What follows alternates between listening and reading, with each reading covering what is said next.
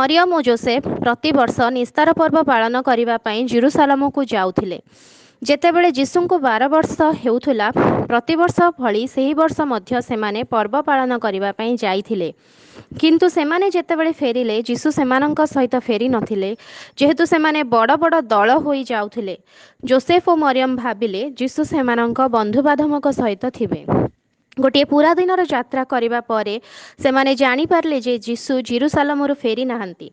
तेणु जीसु को खोजापी से जेरुसालेम को गले। परिशेष 3 दिन पर सेमाने जीसु को जेरुसालेम मंदिर में पाइले। से सेठारे कौन करथिले? जीसु सेठारे धर्मगुरु मानक सहित बसी सेमानक कथा शुणुथिले और सेमानंकु प्रश्न पचारुथिले। से स्थान रे जो माने तांको कथा शुणुथिले से समस्ते तांको बुद्धि और ज्ञानर विषय शुणी आश्चर्य होई जाउथिले। प्रिय बंधुगण, जीसु काहींकि जेरुसालेम रे रही जाइथिले बोली आपण माने भाबुछंती? जीसु तांको पितामाता को प्रेम करथिले और सेमानंकु कष्ट देबा पई चाहू नथिले। किंतु आमे जानी रखिबा उचित जे जीसु ईश्वरंक पुत्र अटंती। जेतेबेले जीसु जेरुसालेम मंदिर को देखिले से स्थान को छाड़ी जावा को इच्छा कले नहीं। से पिता ईश्वर को एते प्रेम करथिले जे से सही स्थान रे 3 दिन रही प्रार्थना रे और ईश्वरंक वाक्य शुणिबारे बितेई देइथिले, जहा कि पिता ईश्वर को संतुष्ट करिथाए। चर्च हेउछि ईश्वरंक गृह एवं प्रार्थनार गृह। आसंतु आमे आमर चर्च को और आम पारिश को भल पाइबा, आमर जाजक मानंकु मने पकाइबा।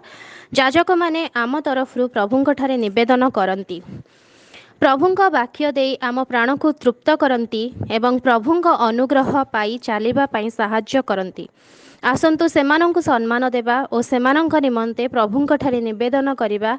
आउ मध्य जेउ माने आमको प्रभुंक विषय शिक्षा दे आम हृदय को और बुझीबार क्षमता को प्रभुंक प्रति खोली थांती, आमको प्रभुंकर निकटतर हेबारे साहाय्य करिथांती, सेमानंक निमंते निवेदन करिबा। प्रार्थना। प्रिय प्रभु जीसुंको मो हृदय रे स्थान देवा निमंते मोर हृदय को तुमर पवित्र गृह सदृश्य परिष्कार और पवित्र कर। वाक्य। जीसु ज्ञान रे और शरीर रे पुणी ईश्वरंक और मनुष्य मानंक अनुग्रह रे वृद्धि पाइले। लूक 2:52। कार्य।